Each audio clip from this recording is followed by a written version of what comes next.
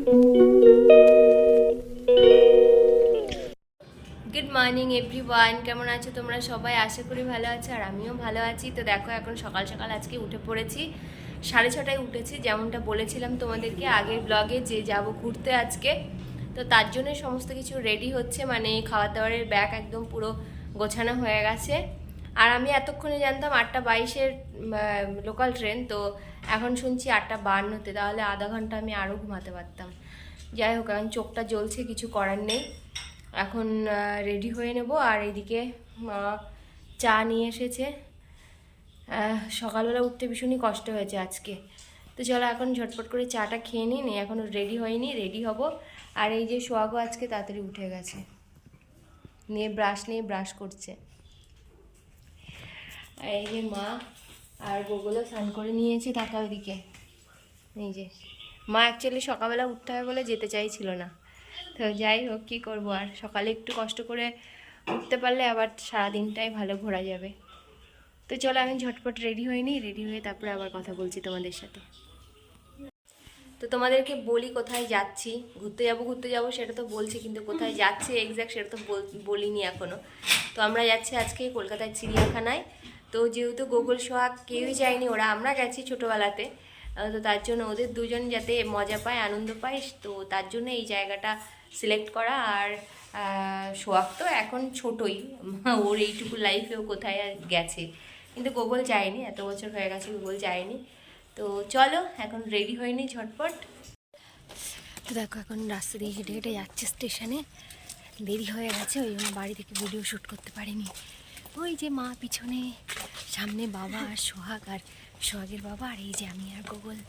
তো চলো এখন যাওয়া যাক স্টেশনে। হেঁটেই যাচ্ছি, কাছেই, কাটাখাল দিয়ে। তো দেখো ফাইনালি কিন্তু আমরা চলে এসেছি চিড়িয়াখানাতে। আর বাইরেটা কিন্তু বেশ ভিড় ছিল।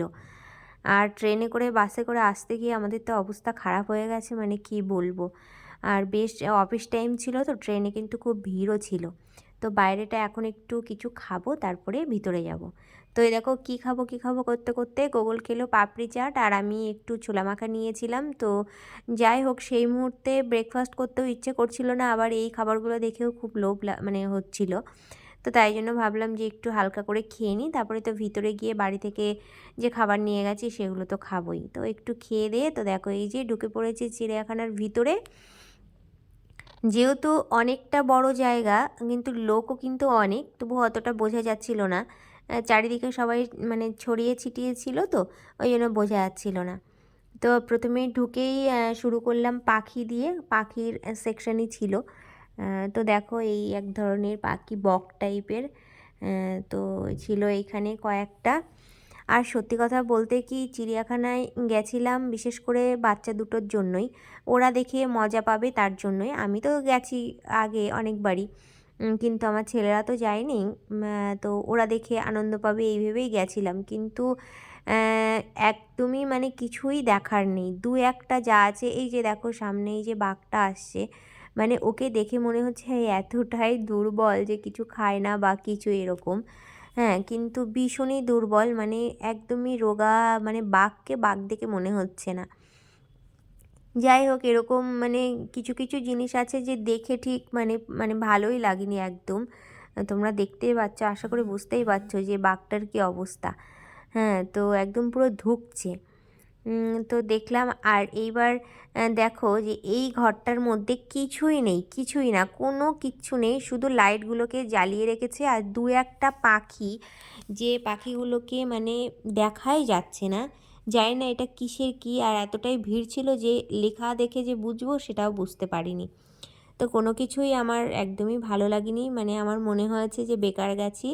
তবে হ্যাঁ, জিরাফগুলো খুব সুন্দর ছিল, জিরাফ আর হাতি দুটো। হাতির ভিডিও যদিও আমি লাস্ট বেরিয়ে আসবো বলে হাতির ভিডিও দুটো করিনি, তবে জিরাফগুলো ভীষণ সুন্দর ছিল। আর ওই জিরাফগুলো দেখেই আমার সোহাগ ভীষণই মানে খুব আনন্দ পেয়েছে। আর অন্য অন্য জীবজন্তুগুলো তো দেখতেই পাচ্ছে না, হয়তো কোনোটা দেখতে পেয়েছে কোনোটা পাচ্ছে না, ও তো বাচ্চা অতটা বুঝতে পারছে না। তো যাই হোক, আর এই যে এইখানে এই ছিল মোটামুটি দেখার মতো। আর একটা মনে হচ্ছে একটা দুটো করেই আছে, খুব যে ছিল অনেক মানে ছিল অ্যানিমেল ছিল তেমনও কিন্তু নয়, দু একটা করে ছিল, বা হয়তো বেরোচ্ছিল না কি জানি না।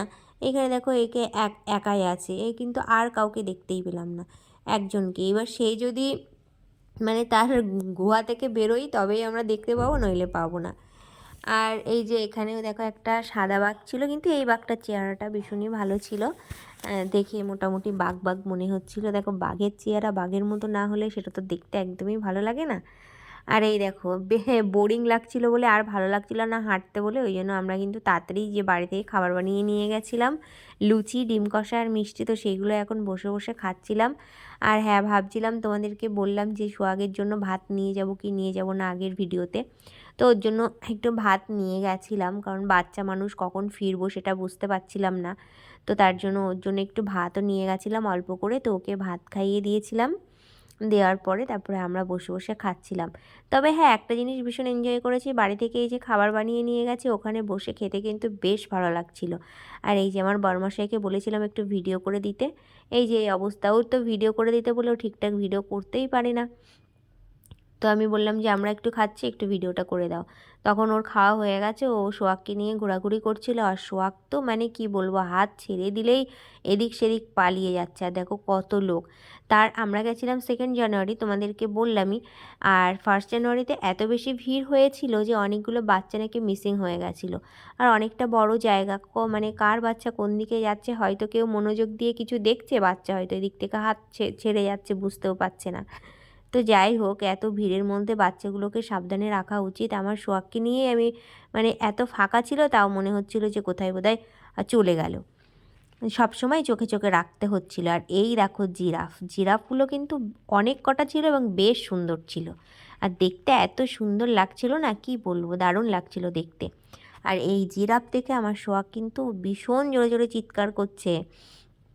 অনেক বড় বড় হ্যাঁ জন্তু তো, দেখতে নড়ছে, ঘাড় নাড়াচ্ছে, ওগুলো ভালো মতোই বুঝতে পারছে, হাঁটছে, তো ভালোই এনজয় করছিল। হ্যাঁ, তো যাই হোক, আর জিরাফগুলো সত্যিই সলিড ছিল একদম। আর এই দেখো এইখানে দাঁড়িয়ে দাঁড়িয়ে চিৎকার করছে দেখো। জিরাফগুলো বেশ সুন্দর ছিল, দেখতেও কিন্তু ভীষণই ভালো লাগছিল।